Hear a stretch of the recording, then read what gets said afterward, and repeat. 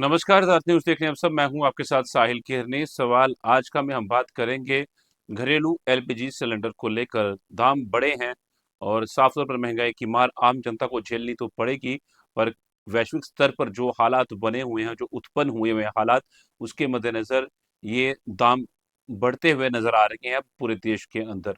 और जिस तरह के हालात हैं, उनसे निपटने के लिए भारत सरकार तैयार तो है, पर कहीं न कहीं आम जनता पर ये महँगाई की मार जो है देखने को मिल रही है। पर वहीं पे अगर हम बात करते हैं एलपीजी सिलेंडर के दामों की, तो वृद्धि ज़रूर हुई है, पर बाकी देशों के से अगर तुलना की जाए, तो बाकी देशों से काफ़ी कम दाम है, जो भारत ने बढ़ाए हैं एलपीजी सिलेंडर के। क्योंकि मैक्सिमम सप्लाई जो है, तकरीबन 65% सप्लाई जो है, भारत जो है खाड़ी देशों से करवाता है अपनी। तो वहाँ पर स्ट्रेट ऑफ हार्मुज़ बंद होने की वजह से ये हालात जो हैं ये बने हुए हैं, और फिर भी भारत सरकार पूरी अपनी नज़र बनाए रखे हुए है। इस पर पहले आपको एक रिपोर्ट दिखाएँगे, फिर हम चर्चा का रुख करेंगे। खास मेहमान हमारे साथ जुड़ेंगे, फिर उनसे भी इस चर्चा पे जवाब लेंगे, समझेंगे कि आखिर आने वाले दिनों के अंदर क्या कुछ हालात हो सकते हैं, क्या बनेंगे।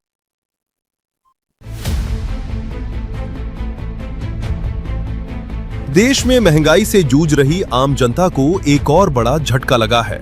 घरेलू एलपीजी गैस सिलेंडर की कीमतों में एक बार फिर बढ़ोतरी कर दी गई है। तेल कंपनियों ने 14.2 किलो वाले घरेलू गैस सिलेंडर के दाम में सीधे 29 रुपए का इजाफा किया है और नई कीमतें 7 जून से लागू भी हो चुकी हैं। इसका सीधा असर करोड़ों परिवारों की रसोई और मासिक बजट पर पड़ने वाला है। नई कीमतों के मुताबिक राजधानी दिल्ली में घरेलू एलपीजी सिलेंडर अब 913 रुपए से बढ़कर 942 रुपए का हो गया है। वहीं मुंबई में इसकी कीमत 941 रुपए 50 पैसे, कोलकाता में 968 रुपए और चेन्नई में लगभग 957 रुपए 50 पैसे तक पहुंच गई है। खास बात यह है कि ये कोई पहली बढ़ोतरी नहीं है। इससे पहले मार्च महीने में भी गैस सिलेंडर के दाम 60 रुपए तक बढ़ाए गए थे। यानी केवल 3 महीनों के भीतर घरेलू गैस की कीमतों में दूसरी बड़ी बढ़ोतरी देखने को मिली है। अब सवाल उठता है कि आखिर गैस सिलेंडर इतना महंगा क्यों हो रहा है? इसके पीछे सबसे बड़ी वजह अंतरराष्ट्रीय बाजार में बढ़ता ऊर्जा संकट और पश्चिम एशिया में बढ़ता भू राजनीतिक तनाव माना जा रहा है। ईरान और अमेरिका के बीच बढ़ते तनाव ने वैश्विक तेल और गैस बाजार को प्रभावित किया है। दुनिया भर में कच्चे तेल और गैस की सप्लाई को लेकर चिंता बढ़ी है, जिससे अंतरराष्ट्रीय बाजार में ऊर्जा की कीमतों पर दबाव बना हुआ है। भारत अपनी जरूरत का बड़ा हिस्सा विदेशों से आयात करता है। ऐसे में जब वैश्विक बाजार में तेल और गैस की कीमतें बढ़ती हैं, तो उसका असर भारत के घरेलू बाजार पर भी दिखाई देता है। इसके अलावा तेल विपणन कंपनियों का कहना है कि लंबे समय तक घरेलू गैस की कीमतों को नियंत्रित रखने के कारण उन्हें भारी वित्तीय नुकसान उठाना पड़ रहा था। बढ़ती लागत और अंतरराष्ट्रीय दबाव के चलते कंपनियों ने कीमतें बढ़ाने का फैसला लिया। महंगाई की मार केवल घरेलू गैस तक सीमित नहीं है। हाल ही में 19 किलो वाले कमर्शियल एलपीजी सिलेंडर की कीमतों में भी बढ़ोतरी की गई थी। इसके अलावा पेट्रोल, डीजल और सीएनजी के दामों में भी लगातार इजाफा देखा जा रहा है। यानी अब घर की रसोई से लेकर सड़क पर चलने वाले वाहनों तक हर क्षेत्र में लोगों को ज्यादा खर्च करना पड़ रहा है। विशेषज्ञों का मानना है कि यदि पश्चिम एशिया में तनाव और बढ़ता है या वैश्विक ऊर्जा आपूर्ति प्रभावित होती है, तो आने वाले समय में ईंधन की कीमतों में और बढ़ोतरी हो सकती है। फिलहाल सरकार और तेल कंपनियां अंतरराष्ट्रीय हालात पर नजर बनाए हुए हैं, लेकिन इतना तय है कि घरेलू गैस सिलेंडर की बढ़ी कीमतों ने आम आदमी की चिंता बढ़ा दी है और इसका असर सीधे हर परिवार के बजट पर दिखाई देगा।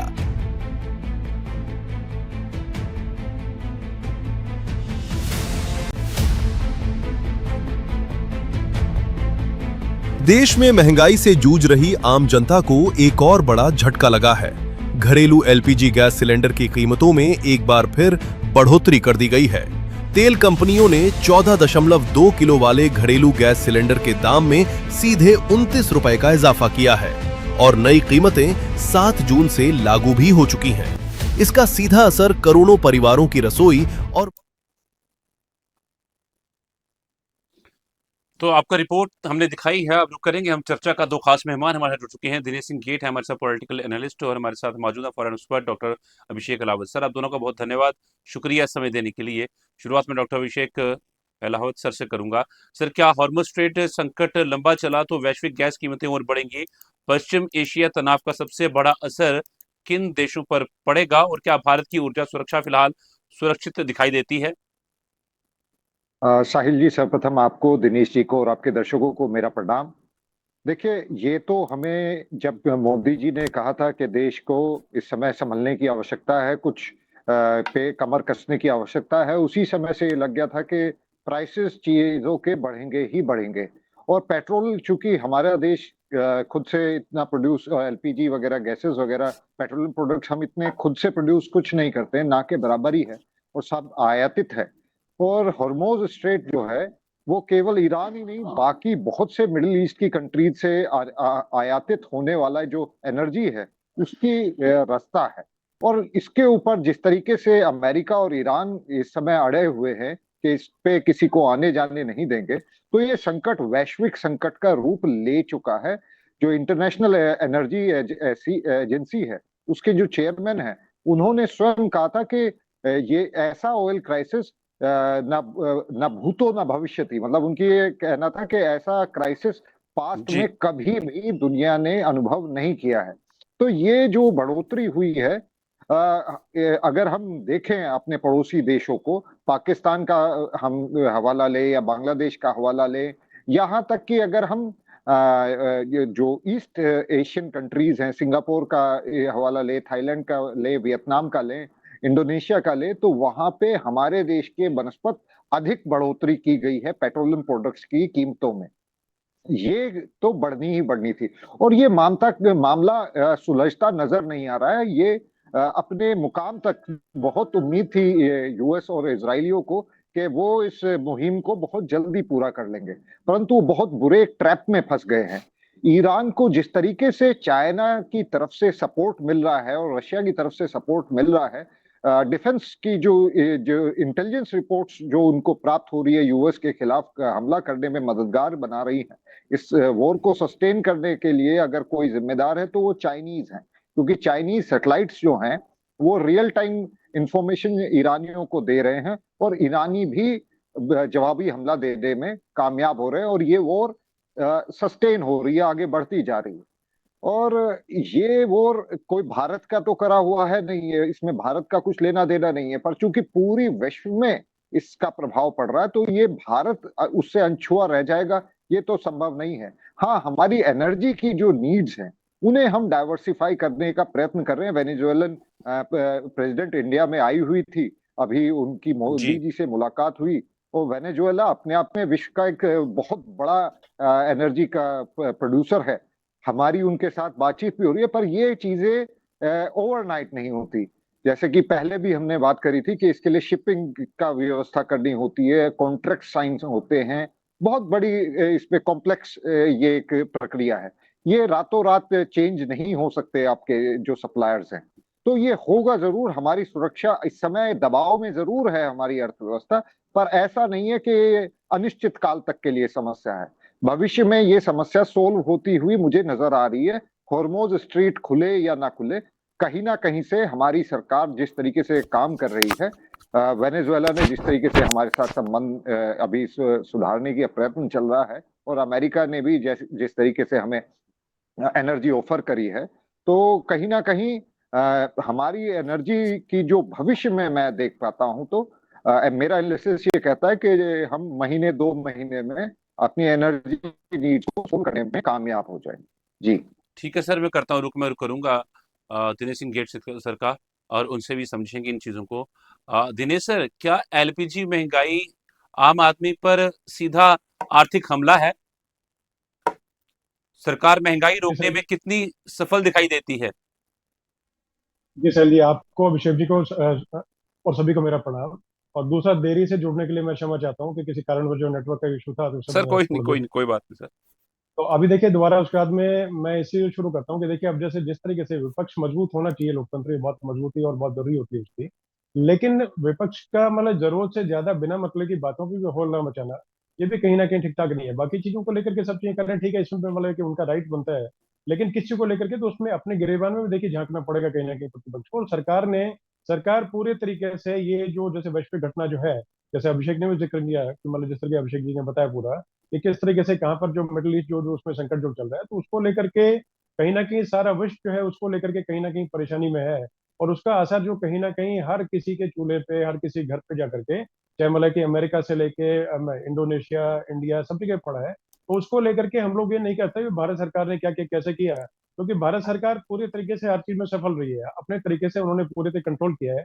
और मैं थोड़ा सा जैसे अगर आंकड़ों की अगर बातचीत करूं, तो 2004 में साहिल जी पेट्रोल की जो प्राइस थी वो थी 33 रुपीज, यानी 33 रुपए लीटर। और 2013 में जो थी वो थी जाकर के मतलब सीधा उससे डबल से ज्यादा पहुंची, 72 रुपए लीटर। और इसी तरीके जैसे एलपीजी की बातचीत का करें, तो एलपीजी का जो सिलेंडर जो था वो 290 रुपए में मिला करता था 2004 में। और जो जा करके अभी जैसे अगर बातचीत करें हम लोग 2013 की, तो 2013 में वो 1000 रुपए के आसपास था, बल्कि 1000 से भी ऊपर पहुंच चुका था कुछ स्टेट्स में। और उसको लेकर के आज अगर बातचीत करें तो आज है वो 942, 942 रुपया। तो किस तरह की कहाँ चीज से चीजें। और दूसरा सब्सिडी की जैसे बातचीत करें, तो पहले सब्सिडी जैसे मिलती तो उसी तरीके से अब डायरेक्ट बेनिफिट ट्रांसफर जो होता है, तो 300 रुपये उज्ज्वला वाले जो लाभार्थी हैं उनको सीधा 300 रुपया, और सीधा उसमें यानी कि जो इफेक्टिव प्राइस है वो 642 रुपया। तो इसी को लेकर के कहीं ना कहीं देखिए सरकार ने अपनी तरीके से पूरी कोशिश की। और दूसरा जैसे कि और कंट्रीज को लेकर बातें करें, इंक्लूडिंग जैसे मिडिल ईस्ट जो है, जहाँ पर ऑयल प्रोड्यूसिंग जो नेशन है, तो वहां पर भी तेल की कीमतें जो है उससे कहीं ज्यादा बढ़ी हैं। और मुझे खुद लग रहा था जिस टाइम तेल बढ़ोतरी को लेकर के जब चर्चा चल रही थी, तो मुझे लगा कि कम से कम 15 से 20% जो है वो तेल की कीमतें शायद बढ़े हैं। लेकिन वो 2-3 बार करके जैसे कि ज्यादा मतलब असर ना पड़े, तो मतलब जब ज्यादा जरूरत से ज्यादा जब मतलब है कि पर बैरल जो है वो रेट जैसे क्रूड का बढ़ गया, तो उस टाइम लेकर के जैसे कभी सरकार ने मतलब 2 रुपए कभी उससे ज्यादा ये बढ़ाने का काम किया, तो अपने आप में देखिए सराहनीय कदम है। और इस संकट में कहीं ना कहीं जो प्रतिपक्ष है उसको सरकार के साथ में खड़ा रहना चाहिए। और बाकी फिर भी देखिए उनकी मर्जी अपने तरीके से, क्योंकि हर किसी की अपनी रणनीति रहती है। तो प्रतिपक्ष की पार्टीज अगर जैसे अपनी तरफ से चाहती है भाई ठीक है कि जनता के बीच में है और इसको सरकार की विफलता के तौर पे लेके जाना, वो लेके जाए। लेकिन बहुत ज्यादा देखिए इससे कोई असर नहीं पड़ेगा, क्योंकि अगर डोमेस्टिक जो चीजें हैं जिनसे असर सीधा सीधा पड़ रहा है उसको लेके उठाए तो बेहतर है। क्योंकि इसको लेकर के सबको पता है, मतलब हर कोई चाहता है और कि भाई किस तरीके से जो वॉर जो है वो जल्दी खत्म हो, और उसके बाद जितनी जल्दी खत्म होगी उतना ही सारे विश्व के लिए ठीक ठाक रहेगा। क्योंकि तेल की कीमतें, साथ में ट्रेड जो है उसके बीच में जैसे कि जिस तरीके से मतलब जो रिस्ट्रिक्शंस लगे हैं, दिक्कतें परेशानी है, तो उसको लेकर के सभी चाहते हैं कहीं ना कहीं सफेद झंडा जो है वो हॉर्मुज पे लहराए, और उसको लेकर के बाद में जाकर के और जो ट्रेड का आवागमन जो है वो सुचारू ढंग से हो। और उसके साथ साथ में जैसे अभिषेक ने जो है उन्होंने भी जिक्र किया था कि पूरे तरीके से सरकार जो है वैकल्पिक जो रास्ते तलाश करने की कोशिश कर रही है। उसमें लेकर वेनेजुएला की बातचीत भी होगी, उसके अलावा जैसे अन्य जगहों पे होगी। और जैसे कि गैर पारंपरिक जैसे तरीके से जहां से जैसे हो सकता है कि जैसे हमारे देश में, और जैसे एथनॉल मिक्स को लेकर के, या जैसे कि बायोडीजल जैसे उसकी बातचीत को लेकर के, या घरेलू अपना उत्पाद जो है उसको बढ़ाने को लेकर के, रिफाइनरीज की क्षमता बढ़ाने को लेकर के। और छोटे छोटे और अन्य देश हैं जिनके पास में एक तरह से अनटैप्ड से रिजर्व है बहुत ज्यादा, तो वहां पर हमारे जो मतलब एक जैसे कि अब अडानी और अंबानी को लेकर के कहीं ना कहीं गालियां देने का प्रतिपक्ष काम करता है या कुछ भी बोले, लेकिन उन लोगों ने भी अपने तरीके से इस वैश्विक संकट में, और जो छोटे नेशन है वहां पर जाकर, अब जैसे बहुत सारे देश ऐसे हैं जो कि, क्योंकि रिफाइनरी एक बहुत महंगा प्रोजेक्ट होता है सैल जी, तो उसमें इतना बड़ा उनके पास में मतलब खर्चा करने के जैसे कि सीमित संसाधन उन देशों के होते हैं।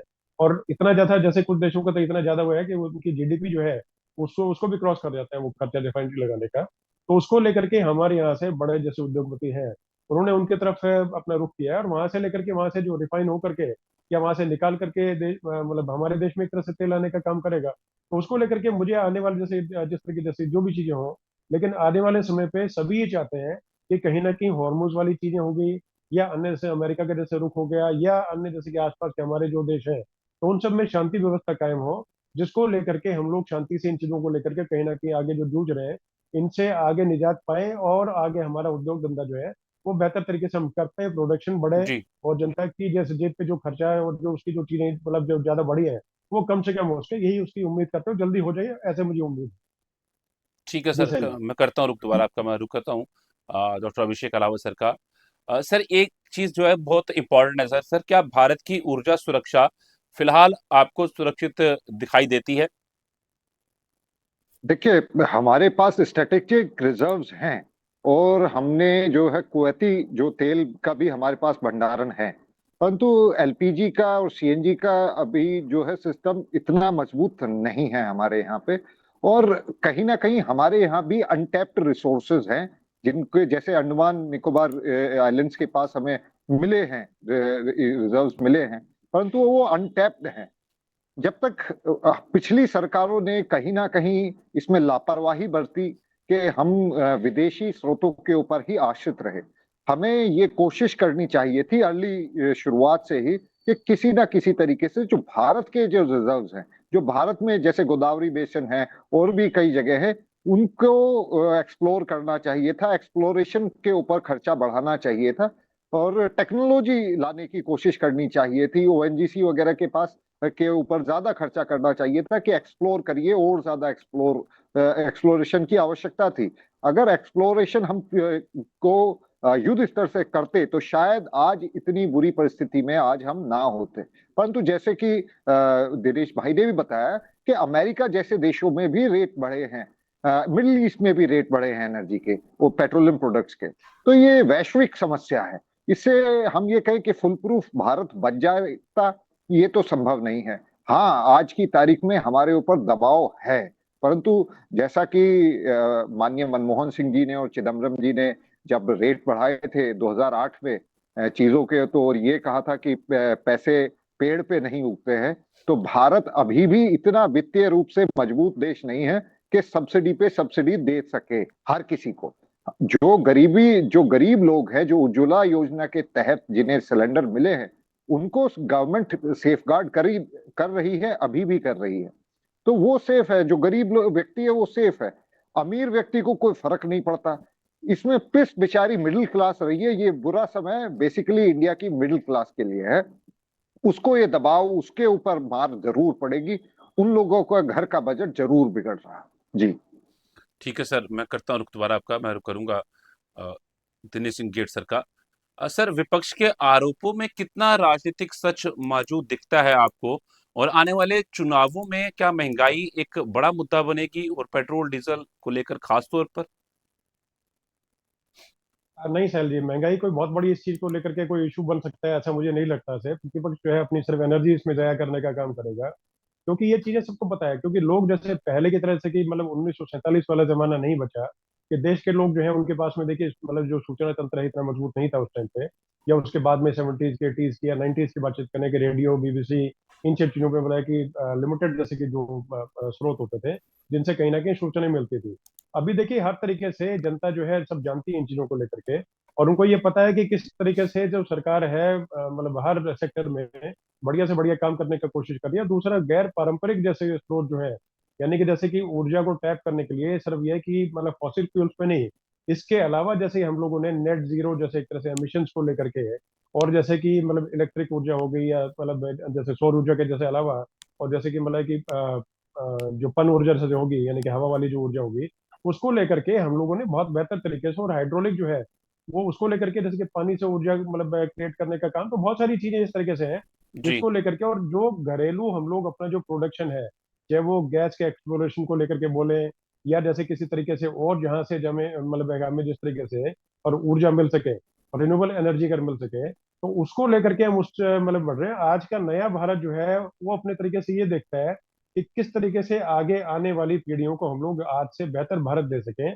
और जिस तरीके से हमारे पूर्वजों ने हमारे पुरखों ने जब जैसे हमें धरती सौंपी थी उसी तरीके से उसी रूप में सौंप सके, ना कि उससे उसको बिगाड़ के या बर्बाद करके। तो उसको लेके सभी चीज चल रही, क्योंकि फॉसिल फ्यूल्स की जितना मिसयूज होगा, जितना ज्यादा उनका जैसे कि हम लोग दोहन करने का काम करेंगे, तो कहीं ना कहीं देखिए मान के चले कि उसके बाद में साहिल जी उससे उतना पोल्यूशन बढ़ेगा, साथ साथ में दिक्कत भी होंगी। तो उसको लेकर के सरकार बड़ी गंभीर है, और उसको लेकर के जैसे कि मतलब COP3 या जैसे अन्य जगह जो जैसे कि मतलब उसको लेकर के एनवायरमेंट को लेकर के, और जो जैसे चर्चा करने को लेकर समिट और कॉन्फ्रेंसेस होती हैं, तो उसमें जैसे कि अब रिसेंटली भूपेंद्र यादव जी जो है एनवायरमेंट मंत्री जो है, तो उन्होंने जाकर के मतलब बातचीत की थी कई जगह पर, जैसे कि मतलब उसकी बहुत सारी जो रूपरेखा बनाने का काम किया गया, और उसको बताया गया भाई कैसे 2030 तक हम लोग कहाँ तक पहुंचेंगे। उसके आगे 2047 तक तो आगे भी जो है, लेकिन 2035 तक भी जो है बहुत लंबा चौड़ा एक खाका तैयार कर रखा है। तो सबसे बड़ी बातचीत यह है कि इस संकट को देख करके, और हमने इसको सीखा कि भाई इस तरीके से अगर कहीं पे संकट अगर और कहीं भी आता है, दो जगह आता है, चार जगह आता है, या आधे विश्व में अगर इस तरह का संकट आता है, और जैसे कि मान के चले हैं कि हॉर्मोज ट्रेड जैसे उस तरीके से एक दो अन्य जगहों पे जैसे जहाँ से जो बेसिक रूट्स है वो अगर बाधित होते हैं, और 60-70% अगर ट्रेड भी बाधित होता है, और ऑयल और नेचुरल गैस का आवागमन वहां से अगर प्रभावित होता है, तब भी हम लोग सुचारू ढंग से अपने 140-45 करोड़ लोगों को, जो जनता देश की है, उनको सुचारू रूप से और जो यहाँ की जो चीजें हैं मुहैया करवा सकें, एनर्जी जो है निर्बाध रूप से अनइंटरप्टेड तरीके से सप्लाई होती रहे, उसको लेकर के अभी जो वर्तमान सरकार है बहुत गंभीर है।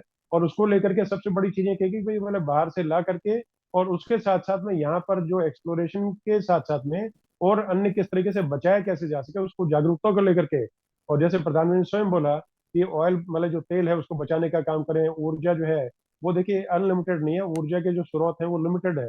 तो कहीं ना कहीं हमें देखना पड़ेगा, समझना पड़ेगा, और साथ साथ सरकार के साथ साथ साहिल जी, जनता को भी जागरूक होना पड़ेगा कि किस तरीके से हम लोग अपने पारंपरिक तरीके से और किस तरीके से चलते हुए और कैसे आगे जा करके हम लोग एक मतलब कि विश्व के इस तरह के संकट जो है उनसे आगे, मतलब है कि जैसे कि जूझ सकें।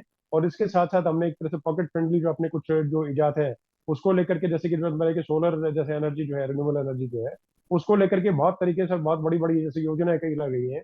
तो उसको लेकर के भी चीजें कि भाई जैसे कि मतलब छत पे अपना ऊर्जा के लिए जैसे कुछ कुछ संयंत्र लगा लिया गया, जी। और सोलर एनर्जी को मतलब टैप करके और आगे उसको अपने घर में यूज करने का, उससे खाना बनाने का काम किया, बल्ब जलाने का काम किया, उससे कूलर और जो चीजें हैं वो चलाने का काम किया। तो आगे 100% मुझे लगता है कि उससे फर्क पड़ेगा। और सरकार पूरी तरीके से गंभीर है।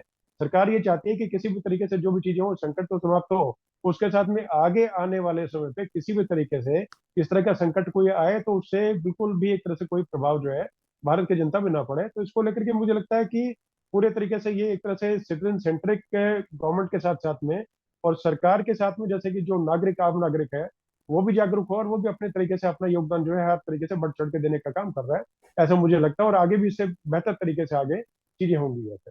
ठीक है जी सर, मैं साहिल जी। करता हूँ रुक दोबारा से आपका, मैं करूँगा डॉक्टर अभिषेक रावत सर का। सर एक चीज़ को और समझेंगे, जो पेट्रोल डीजल और गैस की जो बढ़ोतरी का राजनीतिक असर आप किस तरीके से देख रहे हैं। और एक चीज़ बड़ी अहम बात है कि क्या सरकार टैक्स कम करके राहत दे सकती है आम जनता को, क्योंकि आम जनता पर सीधा असर जो है इसका पड़ा है। और क्या इस चीज को समझना जरूरी है कि अगर सरकार टैक्स कम करती है और राहत देने की कोशिश करती है, तो अतिरिक्त उसका बोझ जो है वो आ जाके सरकार पर पड़ेगा, जो कि कहीं ना कहीं बहुत मुश्किल होगा उसको संभालना। देखिए, जिस तरीके से कांग्रेस सरकार ने किया था अपने टाइम पे, उन्होंने बॉन्ड्स जारी किए थे, और एक तरीके से उन्होंने जनता से ही लोन लिया था, और उसको चुकाते चुकाते भाजपा सरकार को बड़ा समस्या आई थी। सरकार चाहे तो ये कदम उठा सकती है कि कहीं से सब्सिडी को बढ़ा दे, और पर अल्टीमेटली प्राइस किसी ना किसी को तो पे करनी है। कोई ना कोई तो प्राइस पे करेगा ही करेगा इसका। इसको टेम्परेरीली स्टेप उठाना चाहे सरकार, कोई इसका राजनीतिक फायदा उठाने के लिए सरकार के पास ऑप्शन खुला हुआ है। वो अपना टैक्स घटा सकता है, टैक्स रेवेन्यू घटा सकता है। अभी सरकार जो कर रही है ये कड़ा रुख है, इसे कड़वी गोली मैं कहूंगा, पर ये सही रास्ता है। एक एनालिस्ट होने के नाते मैं कहूंगा कि ये सरकार का बहुत साहसी कदम है, परंतु बहुत ही सधा हुआ तरीके से वो इस चीज को कर रहे हैं। रेट इससे कहीं ज्यादा बढ़ने की उम्मीदें मेरे जैसा व्यक्ति लगा रहा था। मेरे को लगा था कि पेट्रोल डीजल पे कम से कम 25 से 30 रुपए बढ़ेंगे। एलपीजी सीएनजी पे भी रेट्स इससे ज्यादा, कहीं ज्यादा बढ़ने की मेरे को संभावना लग रही थी, जिस तरीके से हमने बाकी मुल्कों में बढ़ते हुए देखे।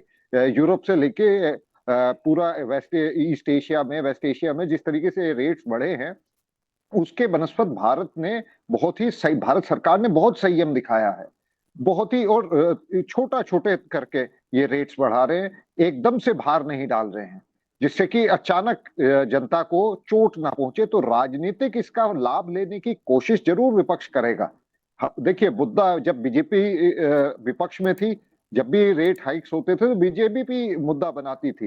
ये हर विपक्षी पार्टी करती आई है। जब वो सत्ता में होती है तो समझ में आता है उन्हें कि ये जरूरी है, और जब वो विपक्ष में आती है तो वो इस चीज को भूल जाते हैं, क्योंकि उन्हें सत्ता पक्ष को तंग करना है। तो इस समय हमारा रुपया भी डाउन जा रहा है, उस वजह से भी हमारी कंपनियां इस समय बड़े परेशानी में चल रही हैं। जो ऑयल इंपोर्टिंग कंपनियां हैं उनके ऊपर बोझ बढ़ रहा है, और जिस तरीके से खपत भी डाउन हो रही है, तो उसके उससे जो टैक्स जनरेट होता है वो भी कम हो रहा है। तो गवर्नमेंट के ऊपर भी दबाव है। परंतु ये जो सॉल्यूशन, आसान सॉल्यूशन जो है, जिसकी मैंने पहले जिक्र किया कि सरकार चाहे तो टैक्स घटा के सब किसी और तरीके से सब्सिडी प्रदान करे, इसका लॉन्ग टर्म नुकसान ज्यादा मुझे नजर आता है।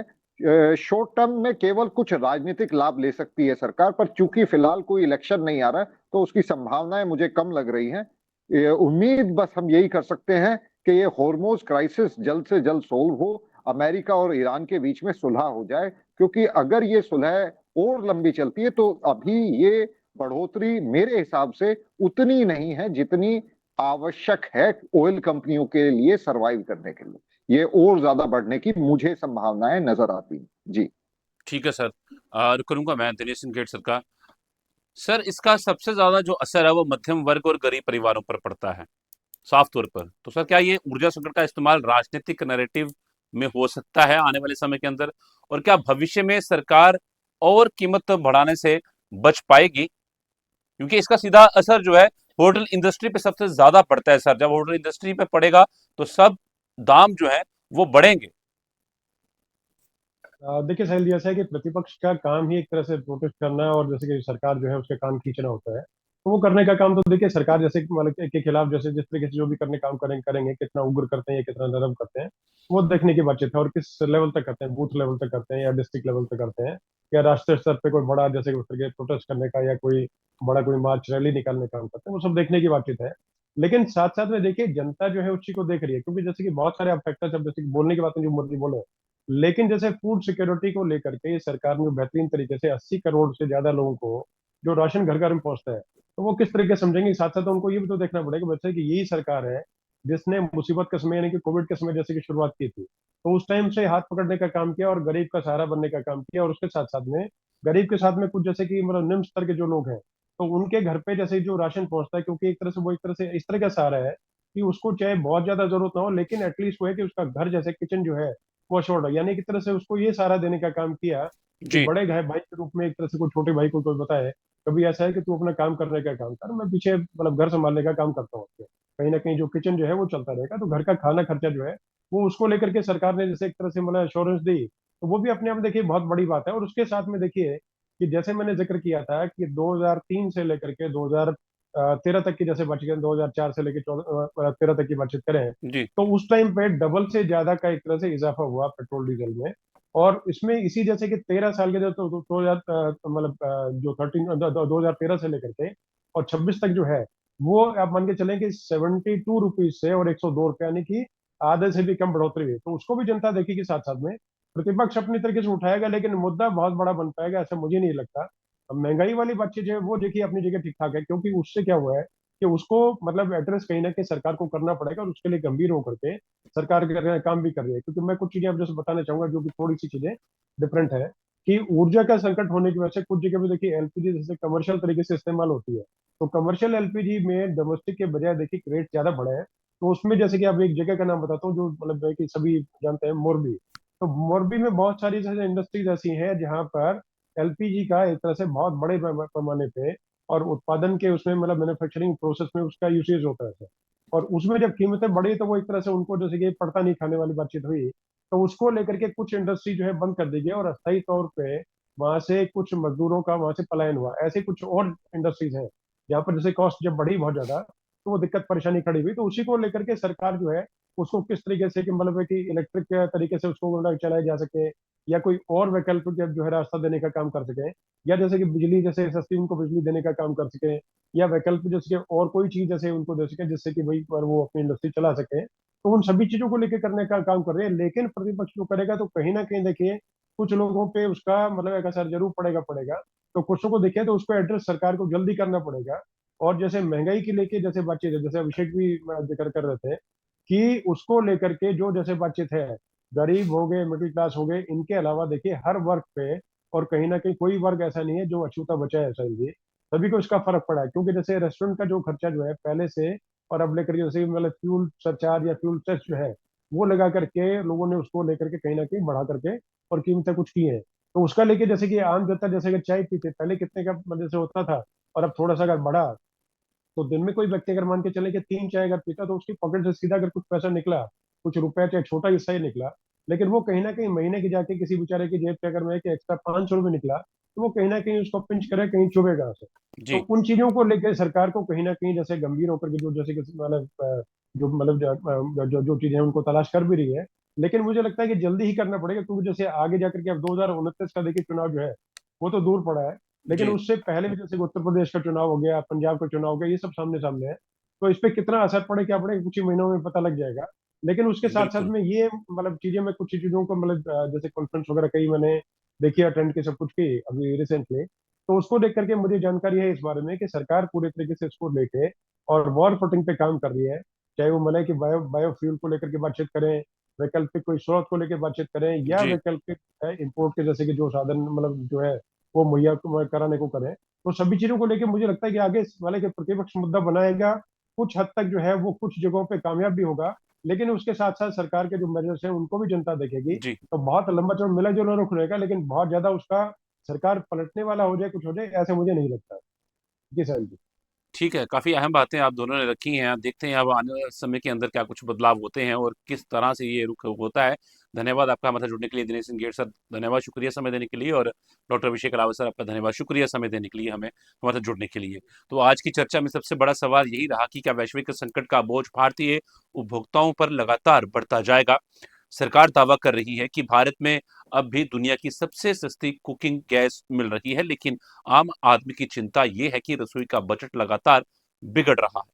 आने वाले दिनों में अंतर्राष्ट्रीय बाजार, हॉर्मुज स्ट्रेट और पश्चिम एशिया की स्थिति पर सबकी नजर रहेगी। फिलहाल के लिए इतना ही। आप देखते रहिए द अर्थ न्यूज और मुझे दीजिए इजाजत। नमस्कार।